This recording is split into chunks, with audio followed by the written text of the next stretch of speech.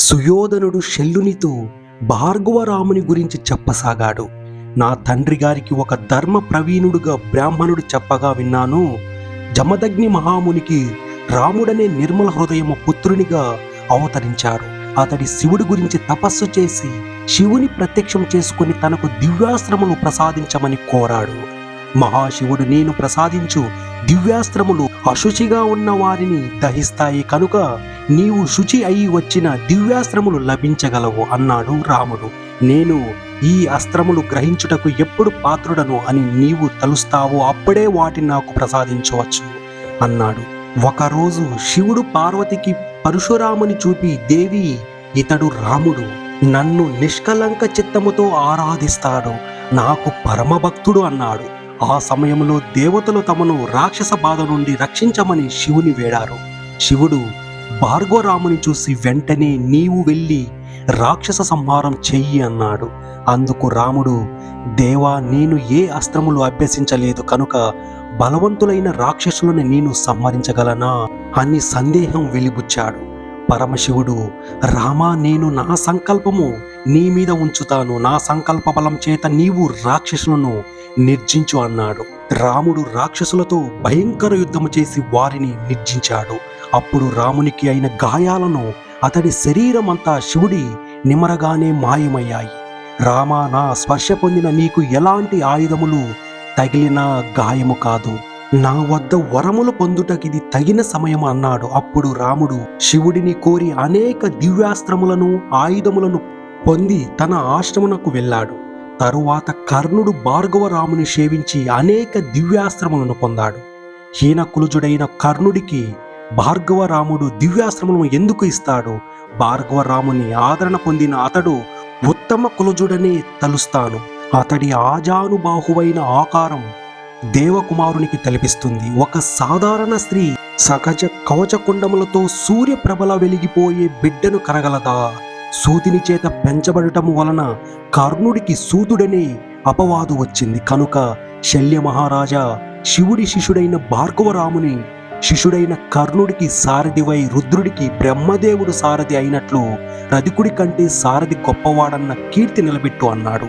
సుయోధనుడి యుక్తాయుక్తమైన మాటలకు శల్యుడు పొంగిపోయి సుయోధనుడికి ఆదరంతో కౌగిలించుకున్నాడు.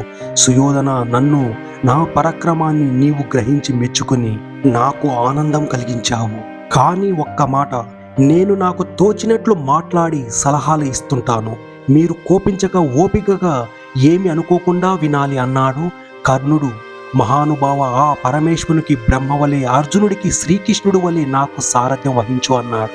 శల్యుడు, నేను ఇంద్రుడికైనా సారథ్యం వహించగలను, నా రథకుని రక్షమైన ఏమరిపాటుగా ఉండనివ్వను. కృష్ణుడి సారథ్యంలో గనుడైన అర్జునుడి గెలవటానికి నా సారథ్యం కోరుతున్నావు కనుక నేను నీకు సారథ్యం వహిస్తాను అని అన్నాడు.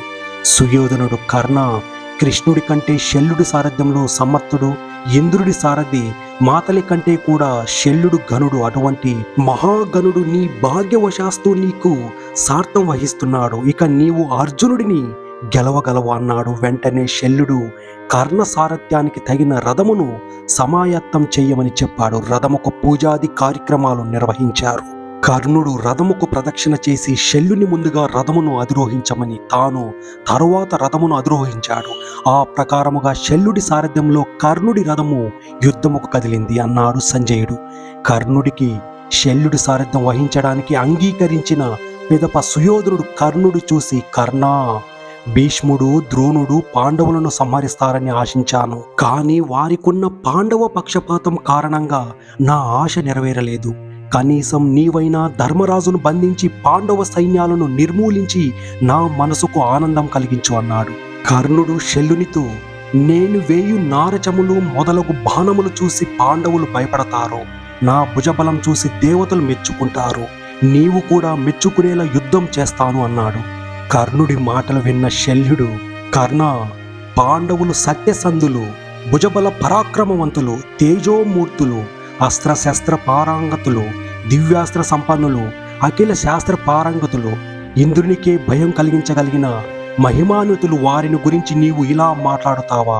అర్జునుడి గాంధీవ ధ్వని నీ చెవులు బద్దలు చేస్తుంది, భీముడి గదా నైపుణ్యం నీ కళ్ళను విరుమిట్లు కొలుపుతుంది. పాండవులు వారి పరాక్రమంతో నిన్ను గజగజలాడించగలరు.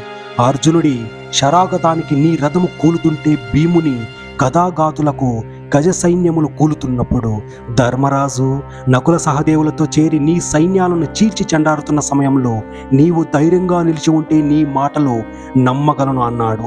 ఆ మాటలు విననట్లు కర్ణుడు, శల్య, నా పరాక్రమము చూపిస్తాను, పాండవుల ఎదుట రథము పోనివ్వు. నేను విల్లు ఎక్కి పెడితే దేవేంద్రుడు కూడా నా ముందు నిలవలేడు. అసలు పాండవ బలం ఏ పాటిదని భీష్ముడు, ద్రోణుడు వారి చేతిలో చచ్చారు. నీవు చూస్తూ ఉండు, నేను అర్జునుడి చిటికెలో సంహరిస్తాను. పాండుకుమారులు ఒక్కుమ్మడిగా నా మీద పడినా నేను జంకక పాండవ సైన్యాలను చీల్చి చెండాడి భీష్మ, ద్రోణులు పోయిన సుయోధనుడికి విజయం చేకూర్చడానికి దివ్యాస్త్ర సంపన్నుడైన కర్ణుడు ఉన్నాడని నిరూపిస్తాను అని పగల్భాలు పలికాడు. కర్ణుడి మాటలకు శల్యుడు నవ్వుకొని, కర్ణ, ఎందుకయ్యా ఈ వెట్ట ప్రబల్భాలు? ఎవరైనా వింటే నవ్వగలరు. నీవు ఎప్పటికీ అర్జునుడికి సరిరావు, అది అందరికీ తెలుసు. అర్జునుడి చేతిలో ఓడిపోయిన గంధర్వుడు అంగార పర్వుని కన్నా, సుయోధనుడి బంధించిన చిత్రసేనుడి కన్నా, వరాహం కొరకు అర్జునుడితో పోరాడిన పరమేశ్వరుడి కన్నా నీవు ఎందులో గొప్పవాడివి? వారిలో ఎవరికీ సరిపోలని నీవు అర్జునుడిని గెలుస్తానని అనుకోవడం నోటి దురదగాక మరేమి కర్ణ? ఉత్తర గోగ్రహణ సమయాన అర్జునుడి చేతిలో మీరు పొందిన భంగపాటు అప్పుడే మరిచావా? లేక అర్జునుడి బాణములు అప్పుడే తుప్పు పట్టాయని అనుకున్నావా? ఇంతకు ముందులా కాకుండా ప్రాణాలకు తెగించి అర్జునుడితో పోరాడుతానని అనుకున్నావు కదా, అదే నిజమవుతుందేమో. ఎందుకంటే అర్జునుడి చేతిలో నువ్వు చచ్చినా నీ మాట నిలబడుతుంది అన్నాడు. శల్యుని మాటలకు కర్ణుడికి కోపము కట్టలు తెంచుకున్న ఆపుకొని, శల్య, నీవు అర్జునుడిని పొగడమే పనిగా పెట్టుకున్నావు. నేను అర్హునుడితో యుద్ధము చేస్తున్నప్పుడు ఎవరు పరాక్రమవంతులో చూసి అప్పుడు పొగుడు. అప్పటి వరకు నోరు మూసుకుని రథము నడుపు అని అన్నాడు. శల్యుడు నవ్వుకుంటూ రథము తోలుతున్నాడు. కర్ణుడు తన పక్కన ఉన్న సైనికులను చూసి, సైనికులారా, అర్జునుడినే నాకు చూపించండి. అర్జునుడి రథం ఎక్కడుందో చూపిన వారికి నేను కోరిన కానుకలిస్తాను అని కర్ణుడు తన శంఖం పూరించాడు. ఆ మాటలకు శల్యుడు పకపకా నవ్వి, కర్ణ, అర్జునుడిని ఒకరు చూపేదేమిటి? నువ్వే చూడగలవు. నీ వద్ద ధనం ఎక్కువగా ఉంటే దానిని సద్వినియోగపరచాలి గాని ఇలా అపాత్రదానాలు చేయకూడదు. అయినా కర్ణ, ఎక్కడైనా నక్క సింహాన్ని జయిస్తుందా? అర్జునుడితో స్వయంగా యుద్ధము చేయడము అంటే నీకు నీవే అగ్నిలో ప్రవేశించడమే. అందుకని ఎల్లప్పుడూ నీ సైన్యమును దగ్గర ఉంచుకో. నేను సుయోధనుడికి మిత్రుడను కనుక ఇదంతా నీకు రుచించకున్నా ఇది చెబుతున్నాను.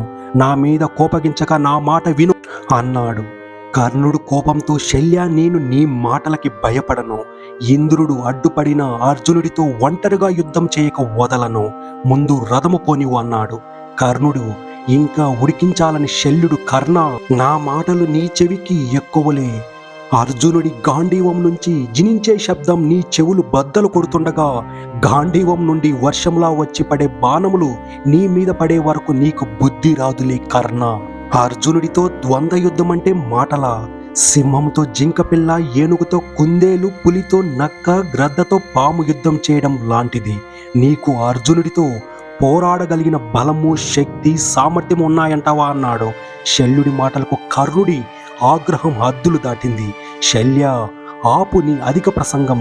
గుణవంతుడినైన నా వంటి వాడి గుణాలు గుణహీనుడవైన నీకేం తెలుసు? అర్జునుడి గురించి నాకు తెలిసినంతగా నీకేం తెలుసు? నాకు కృష్ణార్జుల బలాబలములు తెలుసు కనుకనే నేను వారిని సంహరిస్తానని నమ్ముతున్నాను. నా చేత నిత్యము పూజలందుకుంటున్న సర్పముఖాస్తము నుండి తప్పించుకున్నటకు కృష్ణార్జునులే కాదు మరెవరికీ సాధ్యం కాదు. భార్గవాస్త్రంతో చంపుతాను కనుక చేతచావు తథ్యము కృష్ణార్జునులను కలిపి గాంధీవం నన్ను భయపెట్టలేవు. 1000 మంది కృష్ణులు, 10,000 మంది అర్జునులు వచ్చినా బెదరక పోరాడగలను. పాండవ పక్షపాతముతో నోటికి వచ్చినట్లు మాట్లాడక రథము పోనివ్వు. ఇంకా ఇలా మాట్లాడుతూ ఉంటే నీ ప్రాణములు నీ చెంత ఉండవు అన్నాడు కర్ణుడు. శల్యుడు ఏదో మాట్లాడబోయే సమయంలో, శల్య, ఆగు, నీవు నీచుడివి, పాపాత్ముడివి, క్షత్రియాదముడువు. నీకు దుర్బుద్ధి కాక సద్బుద్ధి ఎలా ఉంటుంది? మీ మధుర దేశము వాళ్ళంతా దుష్టులు, దుర్మార్గులు, మిత్రద్రోహులు. నీకు ఆ గుణములు లేకుండా ఉంటాయా? మీ దేశం వాళ్ళంతా వావి వరసలు లేకుండా ఆడామగ కలుస్తారట కదా, అది మీకు తప్పు కాదట. పుట్టిన శిశువులకు తల్లి పాల కంటే ముందే మద్యం సేవించే మీకు ఉత్తమ గుణాలు ఎలా వస్తాయి? నిత్యము మద్యపాన మత్తులో వావి వరసలు లేక తిరుగుతూ ఎవరికి పుట్టారో కూడా తెలియని మీకు గుణములు శీలము గురించి ఎలా తెలుస్తుంది? నీవు శుత్రపక్షం మేలు కోరే వాడివని నాకు తెలియదా? యుద్ధమున శత్రువులను తనుమాడి వీరమరణం చెందుతాను గాని యుద్ధము చేయుటకు వెనకాడను. నాకు ఇంకా కోపం తెప్పిస్తే ఈ గదతో నీ తల బద్దలు కొడతాను, రథములు పోనివ్వు అన్నాడు కర్ణుడు.